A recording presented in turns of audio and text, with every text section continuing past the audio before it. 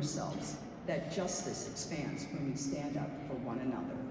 So thank you to everyone for your leadership, for sharing your faith, and the partnership that you bring to our state each and every single day. Just as Melvin Mickey Steinberg once held the position I hold today, he also served as president of the Maryland Senate. So please join me in welcoming today's president of the Maryland Senate, Bill Ferguson.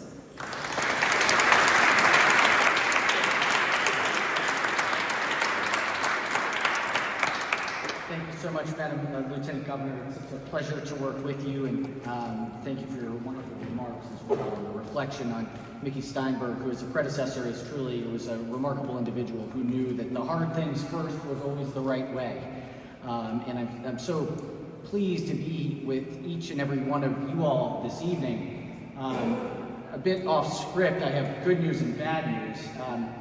The good news is this is the only second time in the 6 years that I've had the opportunity of being the presiding officer of the Maryland Senate that I've had the chance to stand in this hallway for an event with our state archivist to celebrate a historical marker. At 6 years ago, it was to celebrate Harriet Tubman and Frederick Douglass and the statues, and there were seats just as there were here today to celebrate this historic moment. The bad news is that the following week was the COVID-19 pandemic. So I will say we are going to celebrate in the right way, and this time we are going to avoid any pandemics. And so I see my former Chief of Staff and Secretary Weissman, who was there at that time. But as Elaine was speaking, I had this moment of remembering just how important these experiences can be. I am so pleased to be here with my colleagues, with Madam Speaker, with members of our Jewish community, with the Jewish Caucus, with representatives from the DC area and the Baltimore area, and all of the Jewish community to celebrate this moment. When I first was elected, the idea of statues and symbols and dedications wasn't something that I fully understood or grasped the power of. Over the last 16 years, what I've come to realize is that plaques and statues and art have a way of pulling emotion out of people to mark a moment and mark an experience. And as I stand here today on behalf of the Maryland Senate, I am so grateful to serve alongside such incredible leaders who harken back to 200 years ago when individuals had courage, the courage of their convictions of belief to know that every person matters. We don't always demonstrate that, and we are on a continual arc towards more justice, but it is important to note those times in history where we broke the mold and where we did the thing that seemed impossible or unable to do. As I was looking back to reflect on how we got here, as Delegate Rosenberg noted, I found it remarkable that Delegate Kennedy had never met a Jew. At that time, there were about 150 Jews in Maryland. And to think and hearken that someone who eventually would lose his seat as a result of his stance and his advocacy for 8 years on this bill, what that takes is the courage of conviction that changes the world.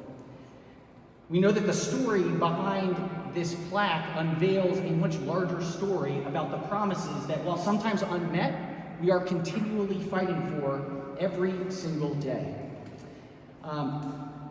I want to thank in particular the Jewish Caucus, which is one of our newer caucuses that we have authorized here in the General Assembly at a time where we have seen anti-Semitism rear its ugly head in ways that we never would ever expect, particularly on a day like today where we are reminded of the horrors of hate. I want to say thank you to my colleagues in the House and the Senate of the Jewish Caucus who are standing together and standing strong in a culture and heritage and a feeling of love that is the only way that we will ultimately bypass the hate that too often inflicts our society.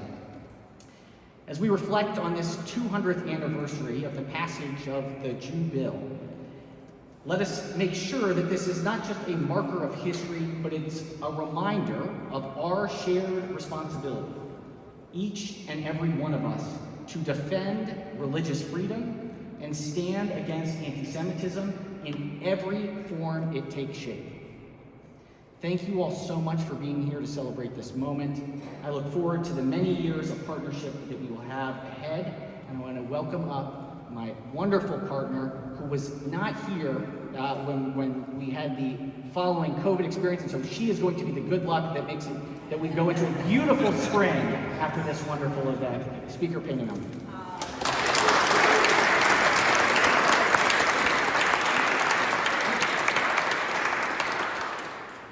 I said that was so beautiful. It is really a blessing to be with you today, to be in this position at this moment. This plaque memorializes yet again a time when America became closer to the ideal place we hope it could become one day. A time where a group that was marginalized was recognized as rightfully entitled to the same right as the rest of society. As I think about what we're experiencing today in America, this day, this plaque is so important. And especially as someone like me, someone who belongs to several caucuses. And I proudly belong to the Black Caucus, as an Afro-Latina to the Latino Caucus, to the Women Caucus, and the Jewish Caucus. Yes. And yes.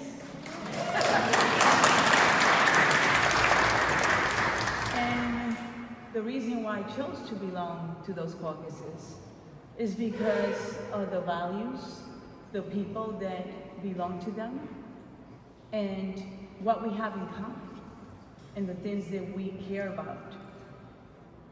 It is important more than ever to support each other, to continue to fight for acceptance and inclusion, especially during these times.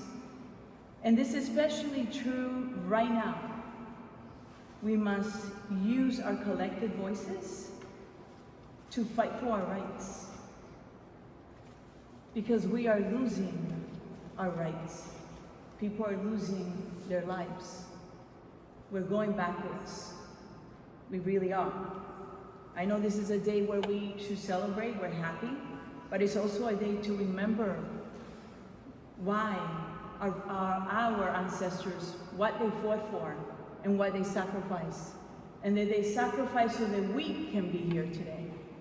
And I have a saying, and many of you probably have heard me say, that you cannot be what you can't see. You cannot be what you can't see. And today, we're celebrating this plaque, but I want to mention a few of the Jewish, the caucus members in my chamber, who I love deeply and respect. I have the chair, Jared Solomon, who chairs the Joint Audit and Evaluation Committee. I have John Carden, Mark Edelson, Jessica Fellmark, who's the vice chair of the Ways and Means Committee. I have Ann Kaiser, who's the vice chair of Appropriations. I have Aaron Kaufman, who sits on the Health Committee and brings his expertise as someone that knows a lot about the disability community and health. I have Mark Corman, who I love, who chairs the Environment and Transportation Committee.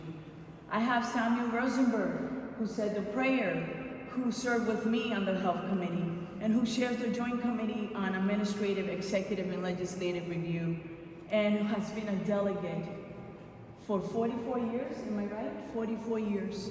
Could you imagine what he has done for 44 years? All the courses, all the bills he has taken on, and the legacy that he leaves, and the inspiration for generations to come. I have Ryan Spiegel, who on the floor 3 days ago gave an amazing defense of a bill that I was in awe and so impressed.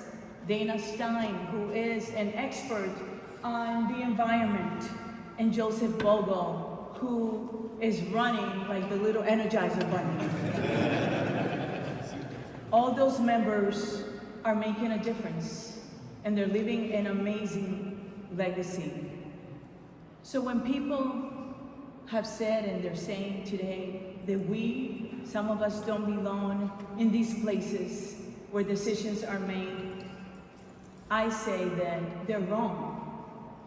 We know that America is best and has always been better than that. Maryland has always been better than that. And while our founders did not always get it right, they were smart enough to create a system that could continually improve itself, becoming more expansive and inclusive over time, where a young girl from the Dominican Republic can be the Speaker of the House today. It doesn't mean we get it right all the time. But my friends, together, let's keep fighting for good, for inclusiveness and acceptance. And thank you for opening the door for someone like me to be able to come through it. And I'm so grateful, and I love my Jewish caucus, and I love my members. Thank you so much.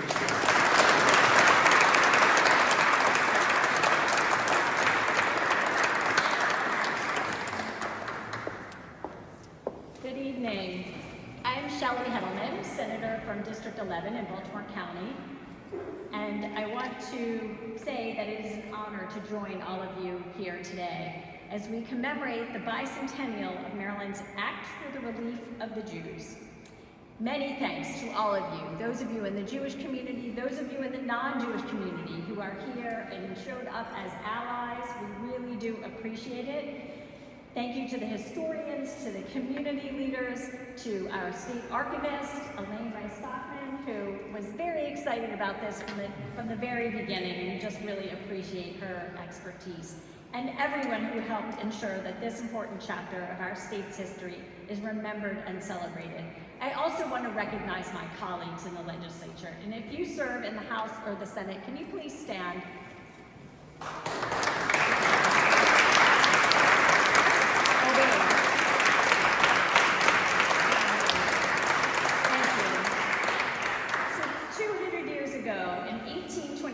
Maryland took an historic step in expanding who could fully participate in civic life.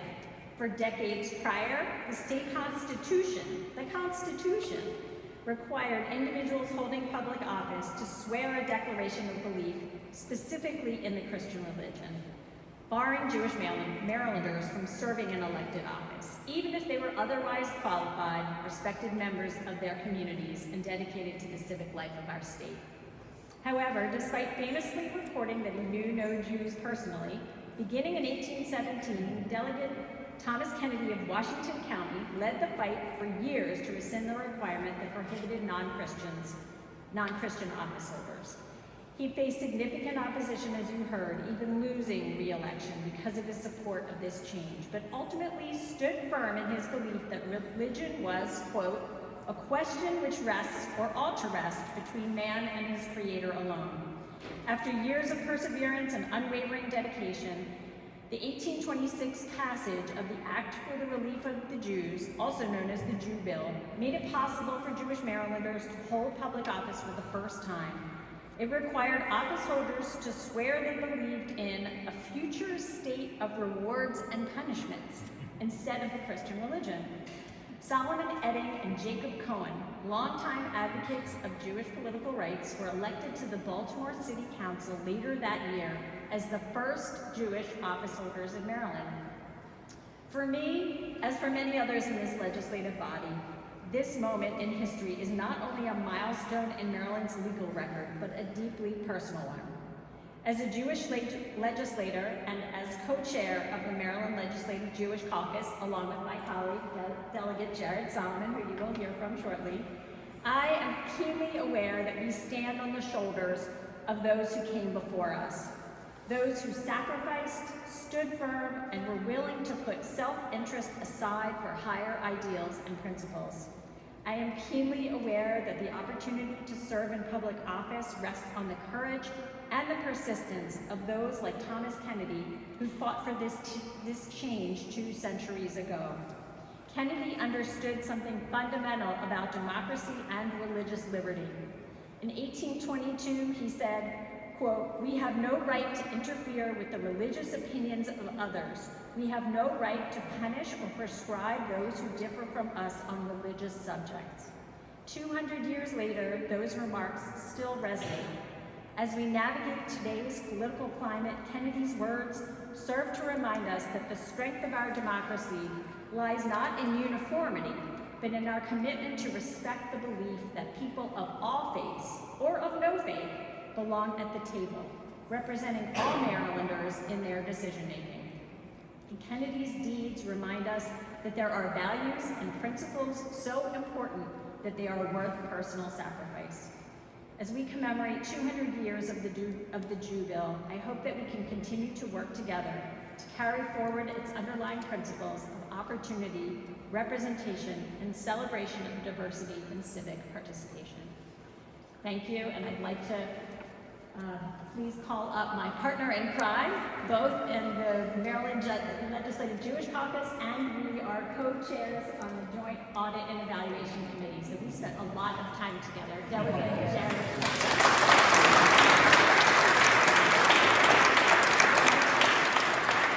That is no joke. We actually have bills to finish amending later this evening. But thank you so much, everybody, to be here. Honestly, I get goosebumps and chills just standing here. I didn't think I'd ever have the opportunity to help unveil a plaque and be in this. I mean, we are literally living history right now in this building. I just want to start off by thanking a few people. I want to thank Elaine and her entire team, obviously the Senate President and Speaker, and the Lieutenant Governor and the Governor for their support. The State House Trust is obviously a collaboration between the presiding officers and the Governor and the Lieutenant Governor, and the State Archives, and we would not be here without them. I want to also thank my Chief of Staff, Eden, who helped with a lot of the logistics and keeps the trains running.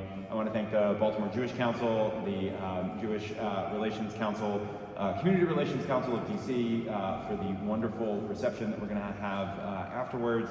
And I also want to thank a number of cabinet secretaries who are here today. Senator Hedelman got our colleagues. I want to thank Secretary Weissman, the Department of Budget and Management, who's over there, Secretary Kurtz from the Department of Natural Resources, Secretary Rothstein from the Department of Veterans and Military Affairs, and I know I saw Secretary Chowdhury of the Department of General Services behind the plaque, behind the display there. Thank you to you and your whole team for helping get this all set up. And we also have a number of representatives here from the Comptroller's Office, Senator Van Hollen, and a couple of other folks from our congressional delegation I know wanted to be here, and unfortunately, because of schedules in DC, could not make it. And I also want to call out one specific colleague in particular, Delegate Sean Stinnett, who is the chair of the newly formed Muslim Caucus, and actually a colleague of Delegate Rosenberg from District 41. We broke bread last night at an iftar, which was really lovely, with our Women's Caucus. Literally celebrating our diversity every single day here in Maryland is one of the best meals I've had in a while. So very special, and appreciate you being here and your collaboration and partnership. Yeah.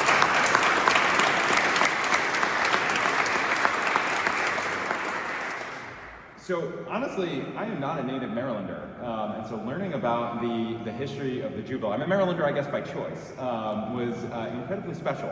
We used to come down to Maryland all the time as a kid. That's one of the reasons I moved to Baltimore after college and ultimately decided to raise my family here, and we will be in Kensington until they kick us out. But it was really special to learn about it, and it's really special because honestly, this is such an important time to recognize and talk honestly about our history, because it seems like on an almost daily basis, somebody is trying to wipe away history that they do not like. And frankly, we can't shy away from our past, regardless of whether it's positive or not. And as you've heard earlier, while the passage of the Jew Bill itself is momentous for allowing Jews to hold public office, religious rights of all Marylanders were not fully protected until 1867. So even the celebration of the Jew Bill is in many ways a recognition of the incomplete celebration and the incomplete work that our forefathers and the folks who came before us were working on. One historian actually described Kennedy as a romantic who embraced the ideals of liberty and freedom that the United States promised, but did not always deliver. The Jew Bill, to me, is really a story of how far we have come, and particularly at a time where we've heard, on a daily basis, the rise of anti-Semitism, and obviously today's attack is another reminder of that, and our thoughts go out to the Temple Israel community in West Bloomfield. But on a happier note, what I find also particularly special about the Jew Bill, as again, you've heard, I feel like we're all saying the same thing because it resonated with all of us in I think some of the same ways, that what's special to me is Kennedy was not Jewish and didn't know any Jews. And he felt so strongly about this injustice that he took up the cause, even at the risk, frankly, of his own livelihood and his own reputation. He lost his election, he decided to buck his party, and then he made it back. And when he eventually got reelected, that was ultimately when the Jew Bill was passed. And there's a quote that I wanted to share from Henry Brackenridge, who was one of Kennedy's biggest allies in the House. He said, "But if one American citizen be deprived of the least of his constitutional rights, or feel the hand of tyranny and oppression, and be it in the power to afford him redressal, it is our scarce duty to interpose or intervene," if you don't speak 200-year-old English. And honestly, again, in sort of the small universe, what I also was amazed by, I did not realize that the Brackenridge family was involved in this, that Henry Brackenridge had a strong role to play. I went to the University of Pittsburgh, as did one of probably our most famous Jewish elected officials, Senator Cardin, and the Brackenridge family founded the University of Pittsburgh. And again, had no idea that Brackenridge moved to Maryland and was a delegate for a number of years and was integral in the passage before moving ultimately back to Pennsylvania, which I do not intend to do. But particularly at a time when our society is so polarized, it is incredibly powerful and refreshing that it was ultimately somebody who wasn't Jewish themselves supporting another community, a community where he didn't even know members of that community or close to them, that he felt the need to do this. And finally, the last thing that I want to share, just 2 days ago, literally in this chamber, we had 50 Jewish high school students. We did our first Jewish Student Shadow Day that our caucus has done. And we have 50 students literally in the Old House chamber. And they spent the day with Jewish and non-Jewish legislators, shadowing them, seeing what it was like to be in the General Assembly. And I actually stole this quote. I was going to say that. The speaker often says, as she said earlier, you can't be what you can't see. And she was so kind to spend time with our Jewish students and share with them her life experience. And to me, this plaque will forever be a celebration and a reminder to all people of Jewish faith and of all faiths that there is no part of public or civic life that they cannot and should not participate in. Thank you very much.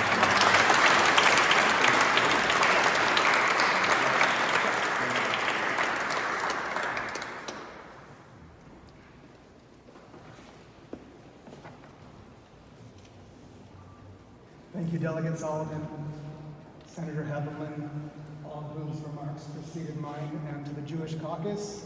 Thank you for this invitation to join you this evening to commemorate 200 years since the passage of Maryland's Jew Bill and Thomas Kennedy's sponsorship of and advocacy on behalf of the Jew Bill.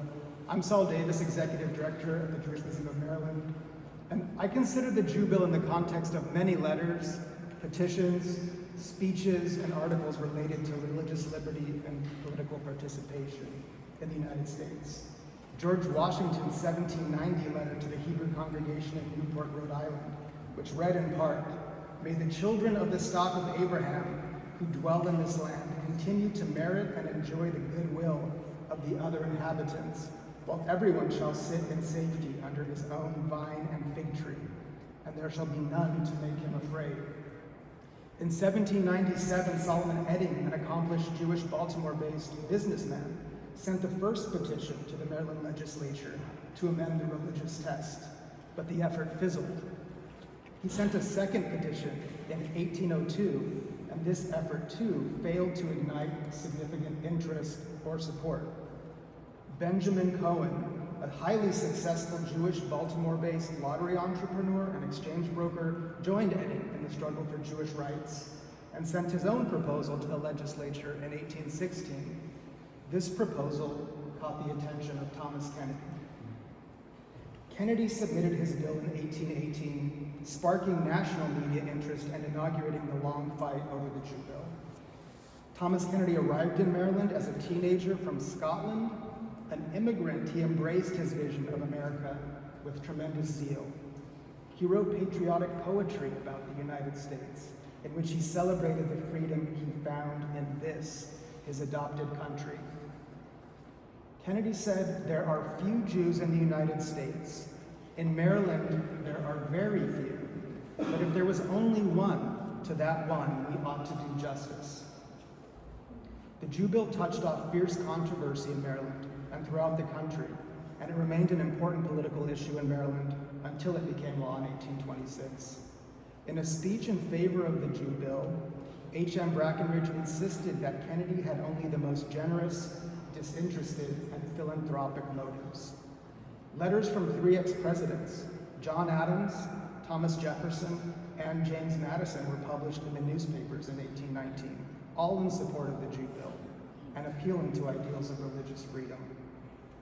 J.W.D. Worthington informed the 1824 session of the Maryland House of Delegates that when Samuel Edding, the son of Solomon Edding, wanted to study law, his father, quote, with pain in his heart and tears in his eyes, told him that he could not.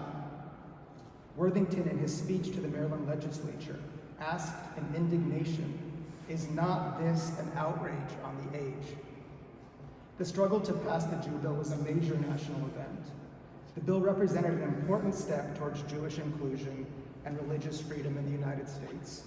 And tonight, the Jewish Museum of Maryland is delighted to share with this group a publication of speeches related to the Jew Bill published in Philadelphia in 1829 and acquired by the Jewish Museum of Maryland, an agency of the Associated Jewish Federation of Baltimore, only a few months ago.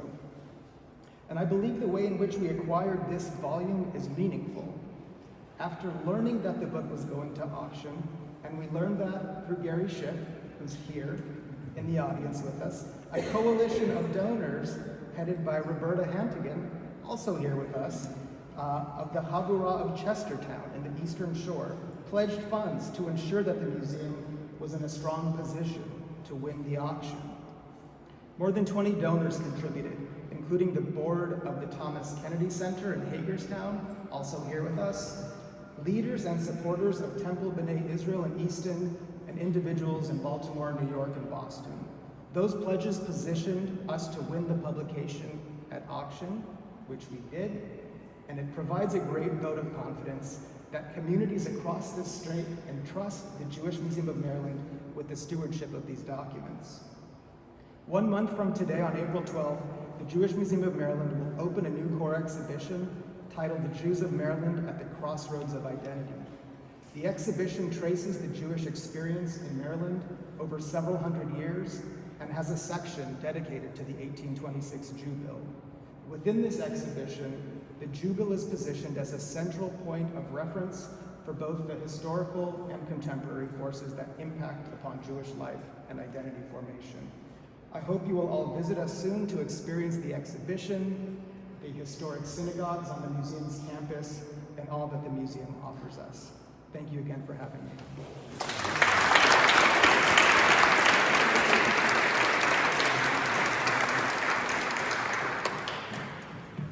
I'm Rabbi Mark Perman, Congregation Ben Abraham in Washington County. And please come visit us when the Thomas Kennedy Center is up and visit our statue. And we're very excited and we're very, very supportive and very loving of Thomas Kennedy and his contributions there. I'm also looking around seeing that there's a problem here I wish we could have at our synagogue, which is a full house and standing room only. So if you all want to come on a Shabbat or the high holidays, please, we'd love to have you. Dear God, we are gathered here today to celebrate the work of a truly great man who had the courage to stand up for religious freedom and respect for other faiths when it was not respected or fashionable to do so. We dedicate this plaque in just a moment, not only to honor Thomas Kennedy for his relentless pursuit of political rights for Jews, but also to honor all those who have had the courage to stand up to the injustices of their time, despite the political or even personal risks involved. We in the Jewish community in Hagerstown and Washington County and across the country owe a great deal of gratitude to Thomas Kennedy and others throughout history who had the courage to be a beacon of light in a period of darkness. And please come to visit our synagogue, as I said. So I was going to do the Shehecheyanu, but that young man stole my thunder. So instead I'm going to do a little quote from Rabbi Nachman of Bratslav, who wrote this, and I'm going to chant the Hebrew, but the translation is, "The world is but a narrow bridge, but the only great challenge is to not be afraid." Kol ha'olam kulo, if you know it, sing it. Gesher tzar כשצר מאוד, כשצר מאוד, ובעולם כולו כשצר מאוד, כשצר מאוד, והעיקר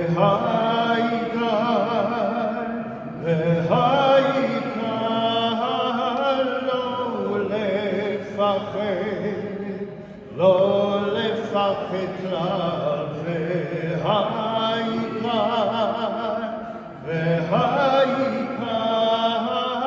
לא לפחד כלל.